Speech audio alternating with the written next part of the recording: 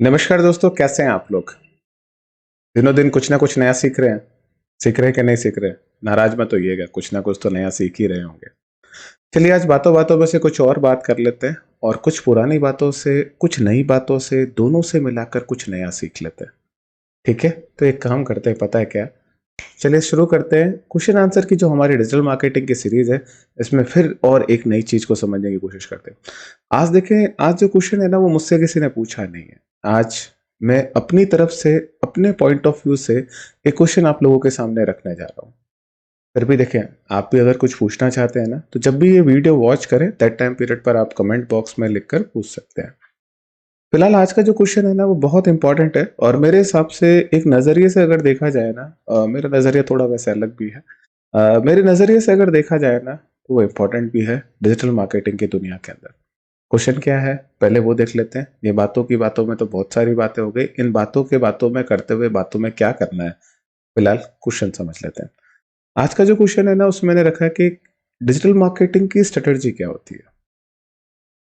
इसी में आगे चलकर इसी फील्ड में जॉब्स भी निकलती है। तो फिलहाल है ना, इसको दो पार्ट्स में डिवाइड करेंगे। अगेन टू पार्ट्स में, दोनों के लिए अलग अलग वीडियो बनाएंगे। पहले वीडियो में हम डिस्कशन करेंगे कि भाई डिजिटल मार्केटिंग की स्ट्रेटजी क्या होती है। देखो, मैं आपको सिंपल से वर्ड्स में बोलूँ ना, अगर कोई मार्केट है, उसको कैप्चर करने के लिए एक स्ट्रेटजी बनानी पड़ती है। आप सिंपल सा फैक्ट और एक सिंपल सा फंडा समझें। कोई भी प्रोडक्ट हो या कोई भी सर्विस हो, इससे रिलेवेंट पहले मार्केट को एनालाइज करना पड़ता है और फिर उसकी एक स्ट्रेटजी बनानी पड़ती है। अब आपका जो प्रोडक्ट और जो सर्विस है, उसको आप मार्केट में कैसे प्लेस करते हो इस स्ट्रेटजी के साथ में, यही मार्केटिंग की स्ट्रेटजी कहलाती है और इसी को डिजिटल मार्केटिंग के वर्ल्ड में डिजिटल मार्केटिंग स्ट्रेटजी कहते हैं। कंफ्यूज हो रहे हैं? नहीं समझ में आ रहा है? पॉडकास्टिंग स्टाइल है, फिर भी नहीं आ रहा है? कोई बात नहीं, थोड़ा ग्राफिक का सहारा ले लेते हैं, कुछ चीजें थोड़ा और क्लियर हो जाएगी। ठीक है, अब देखो, इसको समझने की कोशिश करो। अब जो और हम लोग समझेंगे ना, वो डिजिटल मार्केटिंग के वर्ल्ड में थोड़ा सा मैं आपके लिए कई चीजें मार्क भी कर देता हूँ, तो थोड़ा आपके लिए आसानी भी हो जाएगी। अब देखो, समझना है इस चीज को। अगर डिजिटल मार्केटिंग की दुनिया है, तो इसमें सारी चीजें, स्पेशली जो डिजिटल मार्केटिंग की जो स्ट्रेटजी है ना, वो डिपेंड करेगी, पता है किस पर। डिजिटल मार्केटर का जो टैलेंट है ना, उसके ऊपर डिपेंड करेगा। अब डिजिटल मार्केटर एक्चुअल में करता क्या है, पहले ये समझो। ये जो बिजनेस होता है ना, उसको समझता है कि बिजनेस किस तरीके का है और उस बिजनेस को उसकी नीड के अकॉर्डिंग, ठीक है, उसकी नीड के अकॉर्डिंग मार्केटिंग का एक प्लान बना के देता है। या तो उसका कोई प्रोडक्ट है या सर्विस है, इनसे रिलेटेड बनाता है। एक्चुअल में होता यही है कि इसको पूरा समझना पड़ता है कि बिजनेस कैसा है, उसकी नीड क्या है, भाई उसको मार्केटिंग की जरूरत है कि भी नहीं है। ये भी एक इंपॉर्टेंट फैक्टर है। बहुत कम मार्केटर ऐसे बोलेंगे कि भाई इसको मार्केटिंग की नीड है क्या। हर मार्केटर के पास आप जाओगे, वो यही बोलेगा कि मार्केटिंग की जरूरत है।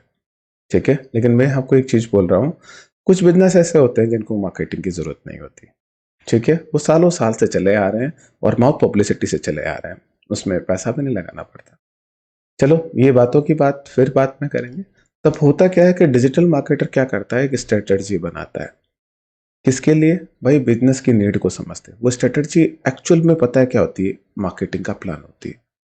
अब आप बोलेंगे नहीं समझ में आया सर, आपकी बातों में से ग्राफिक्स से भी नहीं समझ में आया। चलो एक एग्जांपल समझ लेते हैं।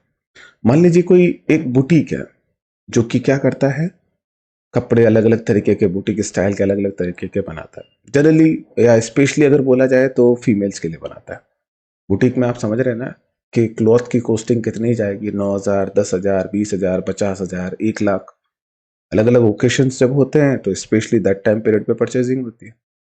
तो समझिए कि अगर कोई डिजिटल मार्केटर है, वो बुटीक के बिजनेस को पहले समझेगा, फिर देखेगा इसके प्रोडक्ट्स क्या है। अब इसके अकॉर्डिंग उसको सजेस्ट करेगा कि भाई एक काम करते हैं, पहले अपन है ना फ्री में मार्केटिंग कर लेते हैं। आप बोले फ्री में कैसे? आप डेली रेगुलरली पोस्ट करेंगे इंस्टाग्राम के ऊपर, आपके जो भी प्रोडक्ट्स है ना, जिनके आप अलग अलग तरीके के जो आपके क्लोथ के प्रोडक्ट्स हैं, उनका पोस्ट डेली करोगे। डेली हम लोग रील्स बनाएंगे और रील्स में उन्हीं क्लोथ्स को अलग अलग गर्ल्स के थ्रू पहना के फिर हम दिखाएंगे। ठीक है, देन एक ये मान लेते हैं। तो कुल मिला के क्या हो रहा है कि आप एक तरीके से क्या करेंगे, स्ट्रेटजी प्लान कर रहे हैं कि आप ऐसा करेंगे। अब इस स्ट्रेटजी में क्या हुआ कि हम मान लीजिए हम इंस्टाग्राम से स्टार्ट हुए, रील्स बनाना, रेगुलर पोस्ट करना, तो उससे हम एक ऑडियंस कैप्चर कर। फिर हमने क्या करा, ऐसा 1 मंथ तक करा। फिर हमने कहा कि अब हम पेड मार्केटिंग करेंगे, फेसबुक के थ्रू एड्स करेंगे। या फिर हम पोस्ट को प्रमोट करेंगे।